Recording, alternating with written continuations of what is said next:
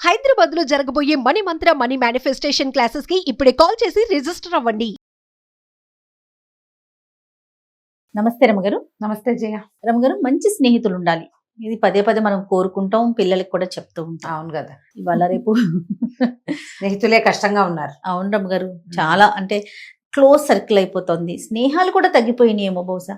నేను ఇంకొకటి అబ్జర్వ్ చేస్తాను రమగారు, మగ పిల్లలకు ఉన్నంత ఫ్రెండ్స్ వాళ్ళు 10th క్లాస్ ఫ్రెండ్స్ ని ఇంటర్ ఇప్పటికీ కంటిన్యూ చేస్తానే, ఎంత పెద్దోళ్ళైనా కంటిన్యూ చేస్తారు. కానీ ఆడపిల్లలకి ఒక పెళ్లి అయిపోయినా లేకపోతే ఒక ఉద్యోగంలోకి వెళ్ళిపోయినా పాత ఫ్రెండ్స్ ని అంత కంటిన్యూ కొంతమంది ఏమో ఉంటది, లిమిట్ గా ఉంటది. ఇదివరకటికి ఇప్పటికి తేడా వచ్చింది అనుకుంటాను నా వరకు. నేను ఫ్రెండ్ సర్కిల్స్ మనవి పెద్దవి చేయ ఇప్పుడు, ఎందుకంటే ఇప్పుడే పెద్దవి అంటున్నారా? నువ్వు తలమనకలు అయిపోయి పనిలో అన్ని అంటున్నారు కదా మీరు. ఫ్రెండ్స్ గిన్స్ లేరు నీకు. కాలక్షేపము, చిట్ చాటింగ్, షేరింగ్ కి నీకు అసలు అవసరం ఏముంది? ఖాళీ ఏది నీకు? నీలాంటి కొన్ని ప్రత్యేక జీవులు ఉంటాయి అలాంటి. మిగిలిన వాళ్ళందరూ 24/7 ఫ్రెండ్స్ తో కలిసి ఉంటున్నారు ఇప్పుడు. So Facebook friends extremely sorry అండి, నా ఆలోచన రాంగ్ అయితే. రమ్ గారు చెప్పింది 100% కరెక్ట్. సోషల్ మీడియాలో ఫ్రెండ్స్, ఇన్స్టాలో ఫ్రెండ్స్, కొత్త కొత్త సర్కిల్స్, బిజినెస్ సర్కిల్స్ లో ఫ్రెండ్స్, ఇంటి చుట్టుపక్కల ఫ్రెండ్స్, ఇవి పెరిగినాయి జయ. తర్వాత మనకి వాట్సాప్ గ్రూప్లు వచ్చినాయి చూడు. అవునండి, అవును. School friends, college friends, university friends, group colonial friends, ఒకే కాలనీ ఫ్రెండ్స్. వాళ్ళు కూడా వీడు మా కాలనీ ఫ్రెండ్ అంటుంటారు. మా సీను వాళ్ళ ఇంటికి ఒక ఫ్లోర్ కి ఒక గ్రూప్, ఒక టవర్ కి ఒక గ్రూప్, అది కూడా ఉంటుంది. అలా కూడా ఉంది. కమ్యూనిటీకి ఒక గ్రూప్. ఇప్పుడు ఇందులో ఉన్నాయా ఈ మొత్తం స్నేహితుల సమూహాలు ఉన్నాయా?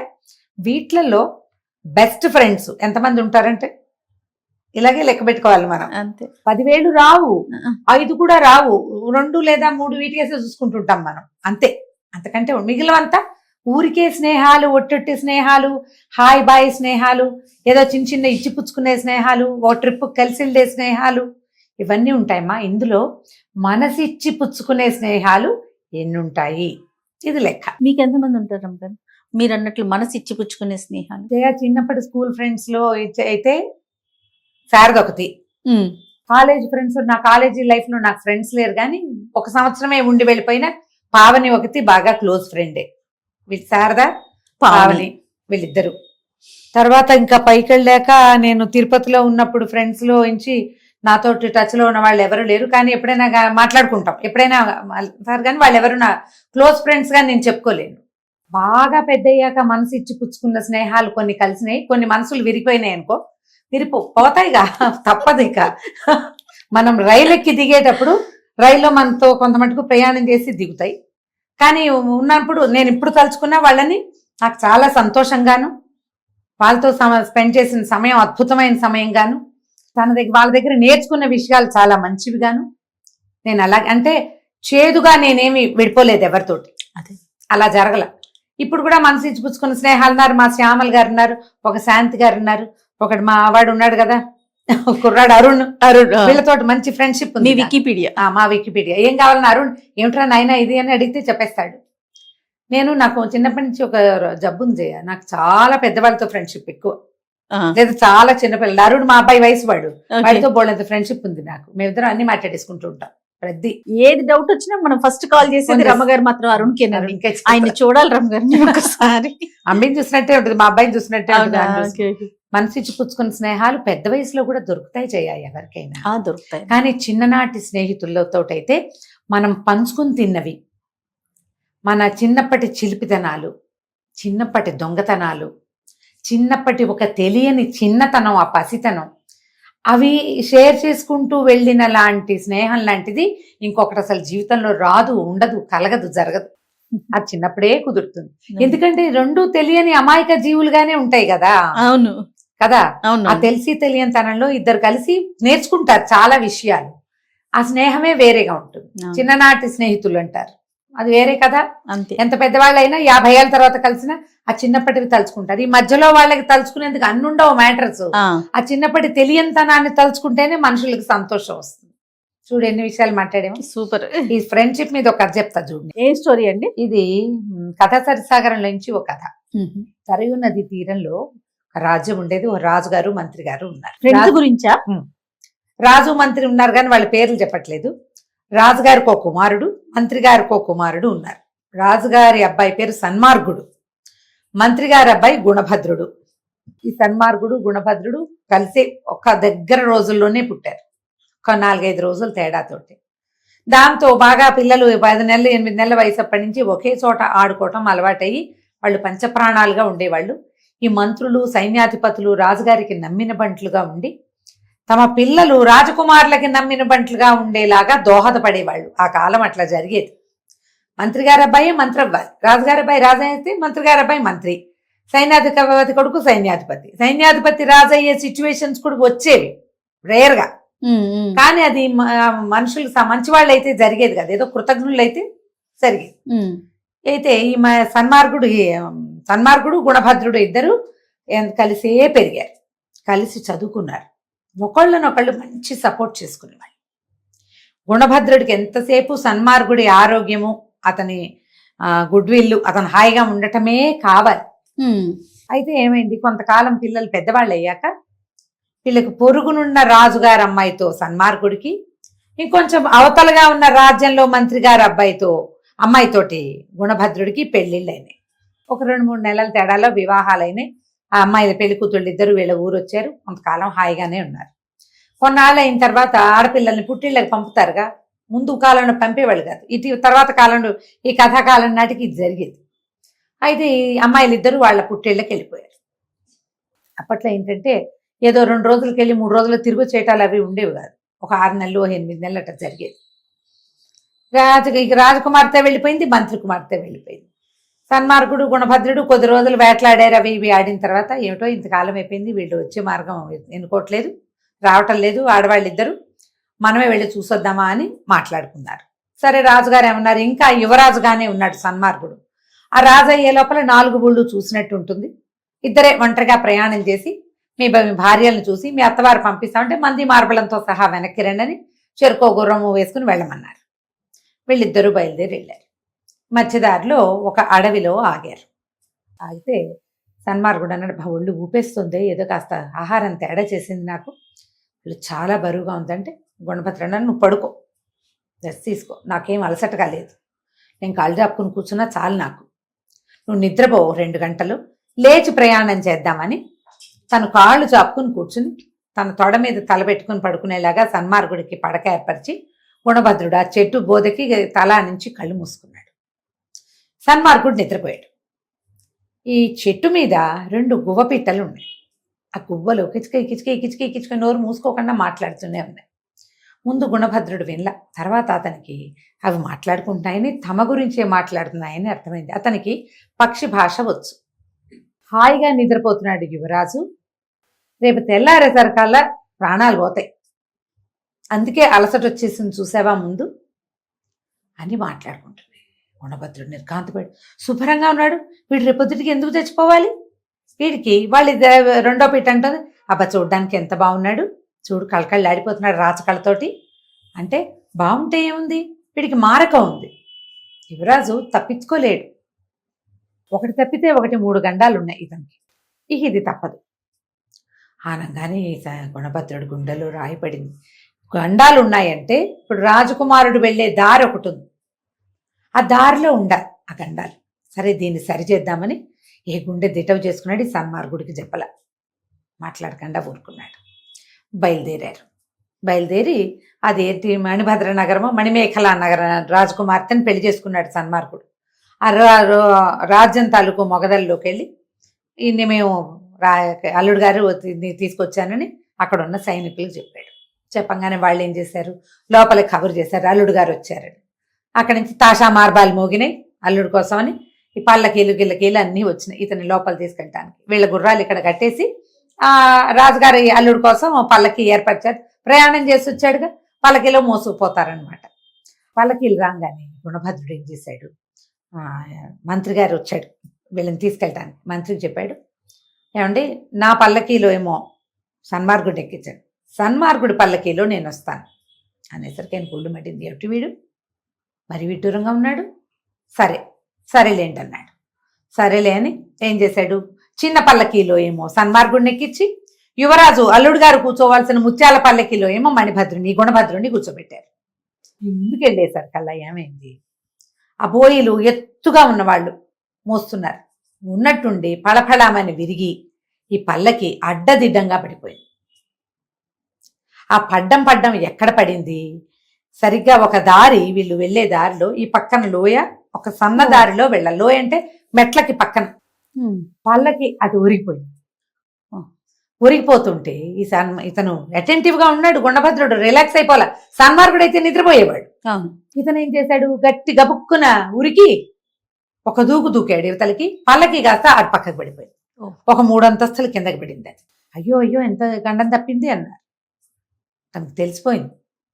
ఓహో, ఇది ఒకవేళ సన్మార్గుడు ఉండుంటే పడుకునేసేవాడు. ఎందుకంటే అతనికి అలసటగా ఉంది. ఇంత మళ్ళీ గుర్రం వేసుకొచ్చాడు కదా, నిద్రపోలేదు కాబట్టి బతికిపోయాడు. అయ్య బాబోయ్, రాజుగారు మంత్రి గారు అబ్బాయి తెలివిగా ఉన్నాడు, తెలివేసి లేకపోతే పడిపోయేవాడు అన్నారు. ఇంకో పల్లకి తెప్పించి ఎక్కించారు. సరే, పల్లకి నడిచింది ముందుకు నడిచి వెళ్ళాక ఏమైంది? ఇంకొక 5 నిమిషాల్లో రాజప్రాసాదంలోకి చేరతారనగా బయట ఒక దీని లాంటిది కట్టారు. సింహద్వారానికి ముందు, ఇప్పుడు మన దేవాలయాలకి వాటికి ముందు ప్రాకారాలు లాంటివి కడతారు కదా, ఒకటి స్వాగత ప్రాకారం ఒకటి కట్టబడి ఉంది. ఆ స్వాగత ప్రాకారానికి కింద వీళ్ళు పల్లకి ఆపారు. పల్లకి ఆపిన మరుక్షణం ఆ ప్రాకారం కూలిపడిపోయింది. అప్పుడు కూడా ఏదో పళా అని శబ్దం వచ్చేసరికి ఇతను గుణభద్రుడు అటెంటివ్ గా ఉన్నాడు కదా, పల్లకిలోంచి దిగేశాడు బయటికి. పల్లకి ఆపిన మరుక్షణం అతను దిగాడు. దిగుతూ ఉండగానే పైనుంచి పడింది. హాహాకారాలు చేస్తూ తప్పుకున్నారు, కానీ ఒక పాలకి మోసిన పోయాడు దాని కింద. అయ్యో, ఇదేమిటి ఇట్లా అయింది అని ఆశ్చర్యపోయారు. దిష్టిలు తీశాక భవనాల్లోకి ప్రవేశపెడుతుంటే గుణభద్రుడు అన్నాడు, అయ్యా మంత్రి గారికి చెప్పాడనమాట, సన్మార్గుడికి ఏ గది కేటాయిస్తున్నారో ఆ గది నాకు కావాలి, నా గదిలో సన్మార్గుడిని ఉంచండి అనేసరికి తనకు నచ్చల. సరే, గబగబా వెళ్ళి రాజుగారి దగ్గరికి మంత్రి వెళ్ళి, ఏంటండి తన స్నేహితుడు ఇట్లా ఉన్నాడు, ఇప్పటికి 2 సార్లు చేసి, అయితే ఏదో ప్రమాదం తప్పిందనుకోండి, ఆయన పల్లకిని తనకు కావాలన్నాడు, సరే ఏదో అయ్యింది, మరి ఇప్పుడేమో యువరాజు గదిలో తను పడుకుంటానంటున్నాడండి అనేసరికల్లా, అతను ఎక్కువ స్నేహంగా ఉండటం వల్ల ఎలా అంటున్నాడు లేండి, అంతకంటే ఏం లేదు, కాసేపు ఉండనివ్వండి, విశ్రాంతి తీసుకొనివ్వండి, రాత్రికి అమ్మాయి వెళ్లే వేళకి తనే అబ్బాయి వెళ్ళిపోయి అల్లుడు గారు ప్రవేశిస్తాడులేండి అనేసరికల్లా, సరే ఏం చేశారు, సన్మార్గుడి గదిలోకి గుణభద్రుడి గదిలోకి సన్మార్గుడిని పంపించారు.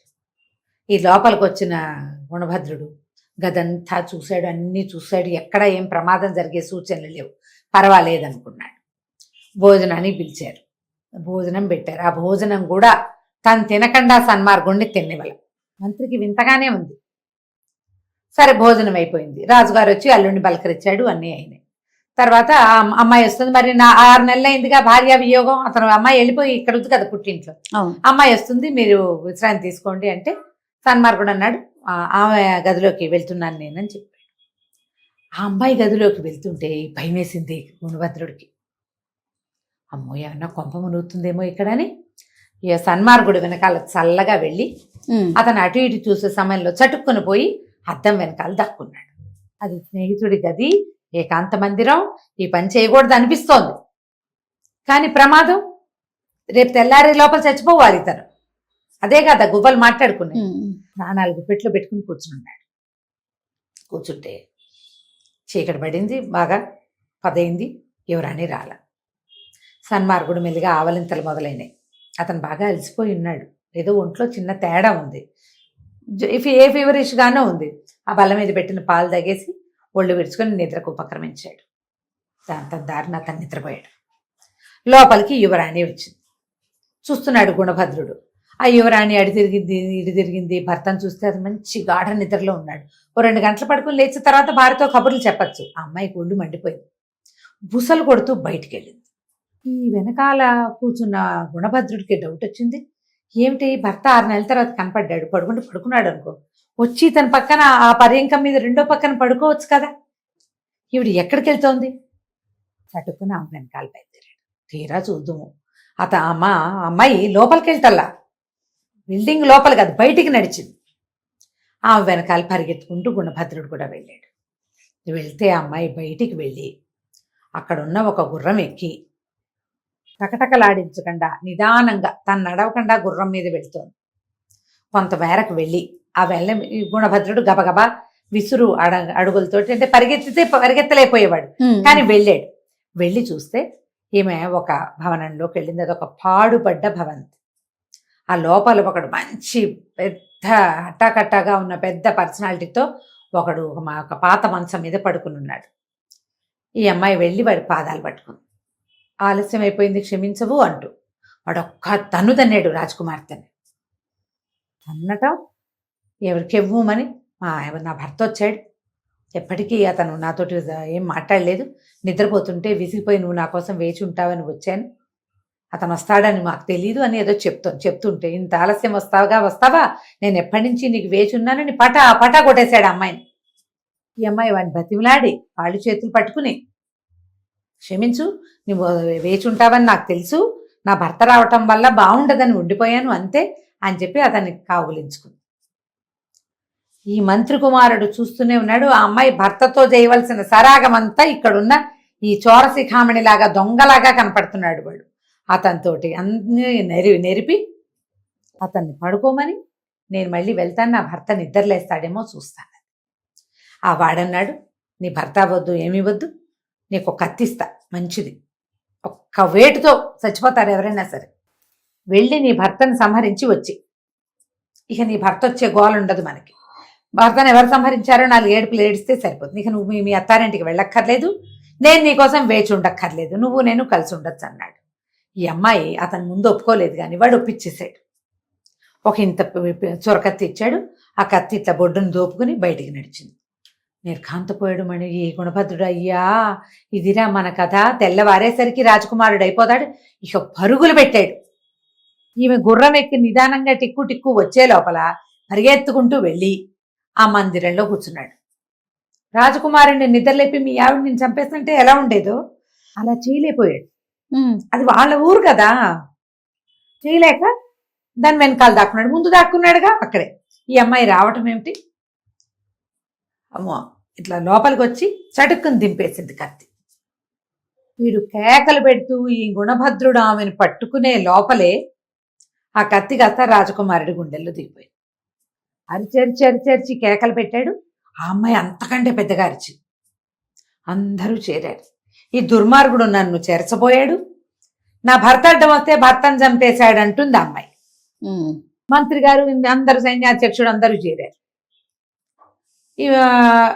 ఇతనంటాడు, కాదు ఈ అమ్మాయి సరైంది కాదు, ఆ అమ్మాయే రాజకుమారుడిని మా స్నేహితుడిని చంపేసిందని, సన్మార్గా నన్ను విడిచిపోతావా అని స్పృహ తప్పిపోతున్నాడు మాటకి ఈ గుణభద్రుడు. జనాలకి ఏం చేయాలో తెలియలే. రాజకుమార్తె మరి వాళ్ళ సొంత పిల్లని వాళ్ళు తప్పుగా ఎందుకు అనుకుంటారు, అది పతివ్రతని భావిస్తారు కదా ఎవరి పిల్లని వాళ్ళు. ఈ చెలికత్తలందరికీ కొంచెం విషయం తెలుసు ఈ అమ్మాయి సరైంది కాదని, కానీ ఎవరు దాన్ని సపోర్ట్ చేయలే.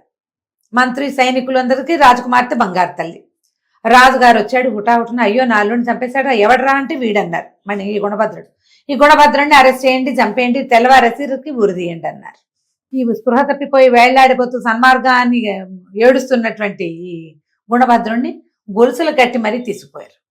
ఈ రాజకుమారుడికి ఏదో అంత్యక్రియలు అవి చెయ్యాలంటే వాళ్ళ అమ్మా నాన్నకి తెలియవద్దు, ఈ ప్రేతం పాడవకుండా ఏదైనా ఏర్పాటు చేయండి అన్నాడు రాజు. రాజకుమార్తెను ఓదార్చాడు. ఆవిడ పిచ్చపిచ్చగా ఏడ్చేస్తోంది. మంత్రి గారికి డౌట్ పట్టుకుంది. ఆయన ఈ గుణభద్రుడు ఊళ్ళోకి వచ్చిన దగ్గర నుంచి అతని ప్రవర్తనని చూసున్నాడు. 2 సార్లు ఇతనికి ప్రమాదం తప్పినా కూడా 3వ సారి కూడా మళ్ళీ ఇదే సన్మార్గుడి గదిలోనే ఉండాలని ఎందుకు కోరుకున్నాడు? ఈ రాజకుమార్తె ప్రవర్తన ఏమిటి ఫిషీగా ఉంది. ఆవిడ ఏడుస్తూ అందరూ తనని నమ్ముతున్నారా లేదా అన్నట్టు చూస్తోంది. ఈయన ఏం చేశాడు, చెరసాల్లోకి వెళ్ళి గుణభద్రుడిని అడిగాడు, నాయన ఏం జరిగిందంటే, అయ్యా మీరు మా నాన్నగారు కూడా మంత్రే, మీరు మా నాన్నగారి సహచార మంత్రి అనుకోండి, నేను అక్షరాల నిజం చెప్తా, మీ రాజకుమార్తె మంచిది కాదు, ఆమెకి దుష్ప్రవర్తన ఉంది. నిన్న రాత్రే నేను ఇది చూసా. మేము మా ప్రయాణంలోనే గువ్వల వల్ల తెలుసుకున్న రాజకుమారుడికి ప్రాణగండ ఉందని. అతన్ని కాపాడడానికి అతను ఉండే ప్రతి చోట నేను పోయి కూర్చున్నా, నాకేం అవల, కానీ అతను అక్కడ ఉండుంటే ఇవి జరిగేవి అతనికి. నేను చూస్తూ ఉండగానే నా స్నేహితుడి గుండెల్లో కత్తి దింపేసింది. అనగానే కావాలంటే నేను గుర్తులు చెప్తా, ఎంత దూరం ఆమె గుర్రం మీద వెళ్ళిందో. నేను ఆ దూరం అంతా నడిచాను, నాకు ఆ దారి తెలుసు. ఎందుకంటే ఈ ఊరు అతనికి కొత్త. అవును. దారి నాకు తెలుసు, నేను కళ్ళు మూసుకుని కూడా వెళ్ళగలను. ఎందుకంటే ఏ దారిలో వెళ్ళానో అదే దారిలో వెనక్కి వచ్చాను అని చెప్పి నేను మందిరంలో నుంచి బయటకు వెళ్ళేటప్పుడు ఇట్లా దారిలో వెళ్ళానని గీసి చూపించాను. ఈ భటుల్ని చూపిస్తే వాడు అన్నారు, ఇక్కడ ఒక పాడుబడిన భవంతి ఖచ్చితంగా ఉంది. కొత్తవాడు వీడికి ఎలా తెలుసు, ఈ ఊరికి కొత్త కదా. అక్కడ అందులో ఒక చోరుడు ఉన్నాడు. సరే, చోరుని పట్టేశారు వాళ్ళు. రాజకుమార్తె విషయం బయటపడిపోయింది. రాజుగారు రాజకుమార్తెని దేశ బహిష్కరణ విధించేశాడు. ఇతను అన్నాడు, ఈ గుణభద్రుడు నన్ను వదిలేయండి, నా స్నేహితుడి ప్రేతాన్ని నాకు ఇచ్చేయండి, అతను ఎట్లాగైనా బతుకుతాడేమో, నేను చేసుకుంటాను, ప్రేతం పాడు కాదు అని చెప్పి ఈ సన్మార్గుడి ప్రేతాన్ని మోసుకుని వెళ్ళాడు. ఇతనికి ఏం డౌట్ వచ్చింది, మీ ఇద్దరం ఒకేసారి పుట్టాం, ఇద్దరం ఒకేసారి పెళ్లి చేసుకున్నాం, ఇద్దరు భార్యలు ఒకేసారి పుట్టింటికి వెళ్ళారు, ఒకటి ఇట్ట పిశాచని తేలింది, నాదేం చేస్తోందో. ఆడవాళ్ళని నమ్మగలవా? ఈ మాట అనుకోవటం బాధే, మనమ్మ కూడా ఆడదే కదా, బాధగా ఉంటుంది. కానీ అసలు ఇక్కడ ఇలా జరిగింది కదా. అందుకని చెప్పి ఇతను ఏం చేశాడు, తన స్నేహితుడి ప్రేతాన్ని పుచ్చుకొని, అతను జీవించకపోతే నేను కూడా జీవించను అలాంటి భావనలో ఉన్నాడు. బోల్డ్ అన్ని తీర్థాటనలు చేశాడు మధ్యలో ఈ ప్రేతంతో, ఎక్కడైనా జీవించే అవకాశం లభిస్తుందేమో అని. ఎక్కడా దొరకల. ఈ దారి అంతా చూస్తూ చివరికి తన మామగారింటికి చేరాడు. చేరాక ఈ ప్రేతం ఉన్న పెట్టెని ఒక గదిలో పెట్టించాడు. మామగారితో ఏదో మాట్లాడాడు. తర్వాత ఆ రాత్రి భార్యాభర్తలు ఏకశయ్యాగతులు అవ్వడానికి ఒక గది ఏదో పెట్టారు. అతను లోపలికి వెళ్ళి పడుకున్నాడు. లోపలికి వచ్చింది అతని భార్య. చూస్తూనే ఉన్నాడు, ఏం చేస్తుందో చూద్దాం, ఇదేం చేస్తుంది మరి. అక్కడ చూశాడుగా, ఆ అమ్మాయి ఈ దగ్గరకు వచ్చి ఇతని ముఖంలోకి ఎట్లాగే చూస్తోంది. చంపేస్తుంది అనుకున్నాడు. జరగచ్చు ఇట్లా కూడా. తల దగ్గర నుంచి చివరికి వచ్చి కాళ్ళు ఇట్లా ముట్టుకుని దండం పెట్టుకుంది. ఇది చంపేయటానికే కాళ్ళు పట్టుకుంటోంది అనుకున్నాడు. ఏం చేసింది, ఇక్కడి నుంచి అవతలకి వెళ్ళి మెళ్ళలో ఉన్న నగలు అలంకారాలు అన్నీ తీసి అక్కడ పెట్టి చూస్తూనే ఉన్నాడు. జుట్టు ముడి కూడా తీసింది, జడంతా పొడుగు తీసింది, జుట్టు వెరబోసుకుంది. ఒక మూల కత్తులు అవి పెట్టున్నాయి, ఒక కత్తి తీసుకుంది. అని చూస్తున్నాడు, ఏదో చేస్తుందని.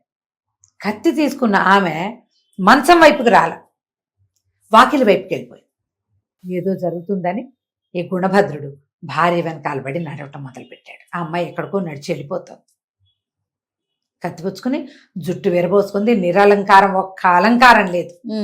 మెళ్ళలో మంగళసూత్రాలు మాత్రం ఉన్నాయి. నగా నట్రా తీసేసింది మొత్తం. అక్కడికి ఎక్కడికో వెళ్తుంటే ఒక పురాతనమైనటువంటి అమ్మవారి దేవాలయం లోపలికి వెళ్ళి వెళ్ళేసరికి లోపలికి వెళ్ళి నుంచుంది అమ్మ దగ్గర. అమ్మ, 6 నెలల నుంచి నా భర్త కోసం వేచి ఉన్నా, రాలేదు, వస్తాడనుకుంటున్నా, ఇన్నాళ్ళకి వచ్చాడు. నా భర్త ముఖం చూసి చచ్చిపోవటానికి నిశ్చయించుకుని ఉన్నా. నా భర్త నా కోసం వస్తే శిరస్సు ఇస్తానని మొక్కుకున్నాను నీకు. ఆయన వచ్చాడు, చూశాను, శిరస్సు ఇదిగో, నా శిరస్సు తీసుకో అని చెప్పి మెడ నరుక్కోవటానికి సిద్ధపడింది అమ్మాయి. అమ్మవారికి మొక్కుకుంది, ఎప్పటికీ ఇతను రావట్లేదు, పుట్టింటి వాళ్ళు పంపరు, నీ భర్త వస్తే పంపుతామంటారు, అతనేమో రాడు. అమ్మాయి వచ్చిన దగ్గర నుంచి అత్తారింటికి వెళ్ళిపోదాం అన్నది, ఆ మొగుడు నదులు ఉండలేక. అప్పుడు అమ్మవారు కనపడి, అమ్మాయి, నీ భర్త అంత సులువుగా ఇది కాడు, అసలు అతను మరణించడానికి వచ్చాడు ఈ ఊరు, స్నేహితుడి ప్రేతాన్ని పుచ్చుకుని తిరుగుతున్నాడు, నువ్వు ఇంటికి వెళ్ళిపో. నీ పాతివ్రత్యానికి మెచ్చి నీ భర్త తాలూకు స్నేహితుడిని కూడా నేను బతికిస్తున్నా. తైలం పెట్టెలో ఉన్నాడు, నూనె పెట్టెలో, దాంట్లో నుంచి బయటికి తీసి గంగా స్నానం చేస్తే వాడు జీవిస్తాడని ఆవిడ ఏదో ఒక విభూది అవి ఇచ్చింది. అమ్మవారు ఇచ్చింది ఒక విభూది, ఒక పేంబెత్తము ఇచ్చింది, గంగాజలం కూడా ఒక కుండతోటి.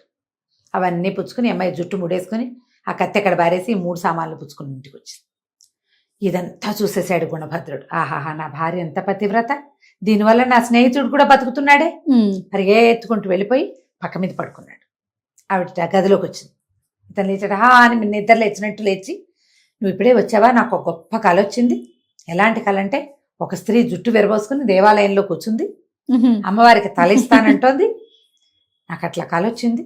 అయితే అమ్మవారు ఆమెకి ఏదో వరం ఇచ్చినట్టు కళ వచ్చిందంటే ఆవిడ పాదాలు పట్టుకుంది, నీ కళ కాదు, ఇది అక్షరాలా జరిగింది, నేనే అమ్మకి నా కుతుకిస్తానని దండం పెట్టుకున్నాను, ఆమె నీ స్నేహితుడిని బతికించడానికి అవకాశం ఇచ్చింది మనకి, పద నీ స్నేహితుడిని బతికిద్దాం.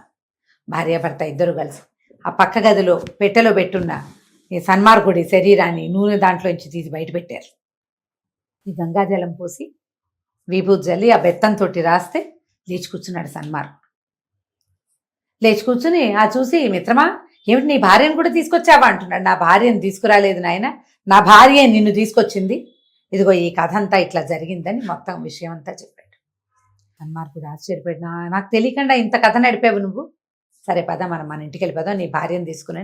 మర్నాడు ముగ్గురు ప్రయాణమై వాళ్ళ సొంత ఊరు సరయూ నదీ తీరంలో ఉన్న ఆధారా నగరానికి వెళ్ళిపోయారు. తర్వాత సన్మార్గుడు మళ్ళీ ఇంకొక జాతకం చూసుకుని మంచి అమ్మాయిని పెళ్లి చేసుకుని సుఖంగా సంతోషంగా ఉన్నాడు. స్నేహితులంటే అలా ఉండాలి. చాలా బాగుంది రమ్మగారు, చాలా చాలా బాగుంది. నమస్తే. నమస్తే.